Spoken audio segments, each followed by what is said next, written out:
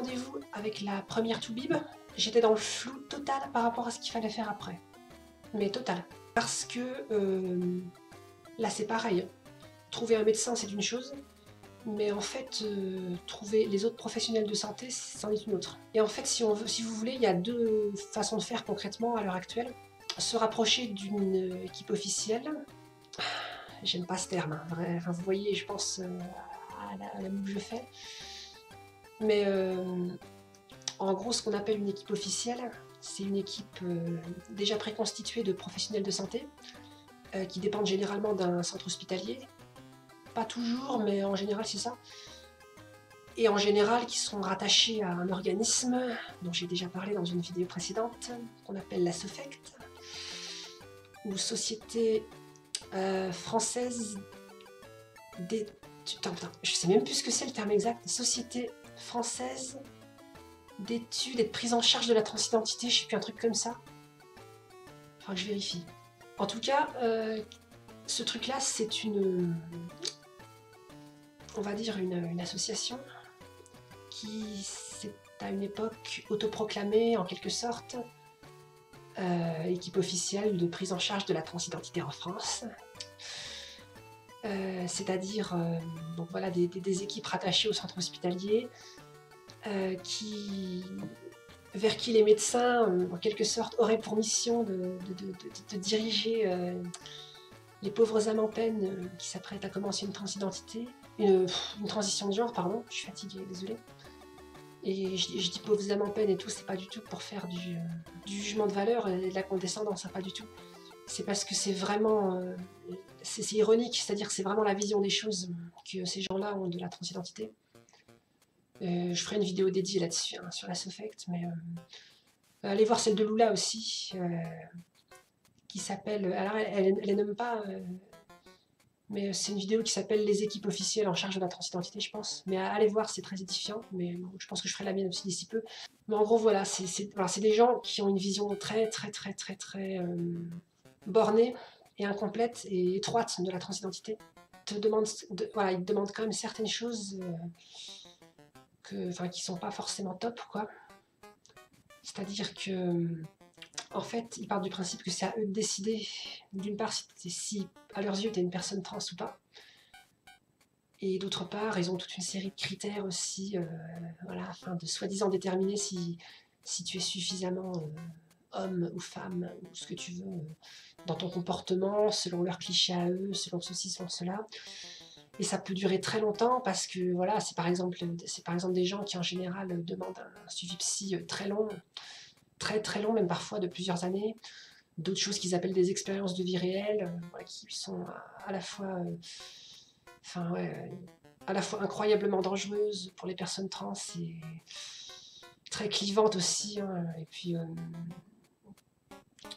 et puis on va dire très jugeantes aussi dans le sens où voilà, où on sent bien que pour eux, voilà, c'est à eux de décider si t'es trans ou pas, quoi. Et si, disons, si à leurs yeux tu es suffisamment apte ou crédible en tant que personne trans, et ben du coup, c'est eux après qui déclenchent ton parcours de transition, dans le sens où ils ont déjà sur place tous les professionnels constitués en une seule équipe, quoi. Et où du coup tu procèdes à toutes les étapes de ta transition avec eux. En sachant que ouais, y a des grosses polémiques, hein, sur eux, que voilà, il y a quand même beaucoup de témoignages de personnes trans qui sont passées par eux et que c'est pas forcément hyper chouette, hein, on va dire ça comme ça. Moi-même j'ai parlé avec des personnes qui m'ont fait part un petit peu de leur vécu et c'était pas joli, hein, en termes de jugement de valeur, en termes de violence psychologique parfois, en termes de gens qui s'amusent à faire un peu traîner ton parcours, et puis où tu sens que ça dépend vraiment d'eux et que toi t'as pas trop ton mot à dire et que si tu l'ouvres un peu trop, on peut t'exclure du parcours, quoi. Donc voilà, tout ça pour dire, c'est pas cette première solution, c'est pas celle qui a la meilleure réputation, on va dire, dans le milieu trans, quoi. en général, ces équipes-là, ont des pratiques qui sont dénoncées par beaucoup d'assauts transgenres. On va dire que l'hégémonie un petit peu qui était celle de ces équipes à une époque commence un petit peu à être mise en question. Heureusement, hein, il y a des choses qui évoluent, puisque la deuxième solution, du coup, celle que j'ai choisie moi, celle du parcours privé. C'est-à-dire que tu dois trouver toi-même du coup les professionnels de santé. L'avantage, c'est que tu es libre de les choisir, alors qu'un parcours officiel, les praticiennes te sont imposés. Donc si ça ne passe pas avec quelqu'un, tu l'as dans le cul, hein, clairement.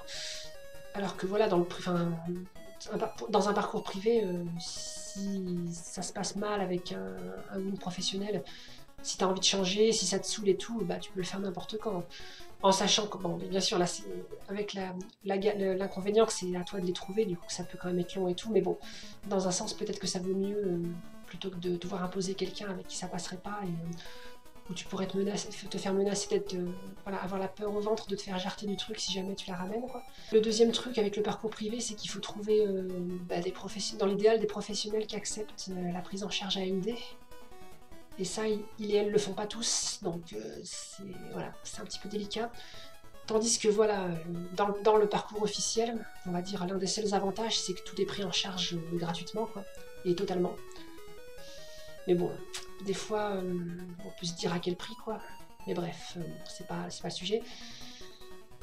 Et voilà, donc le parcours privé, donc vu que j'avais choisi ça, en fait, ça faisait qu'après avoir vu la première Toubib, j'étais un peu paumée parce que voilà, c'est pas parce que tu vois une Toubib qu'elle a forcément des adresses à te filer, quoi.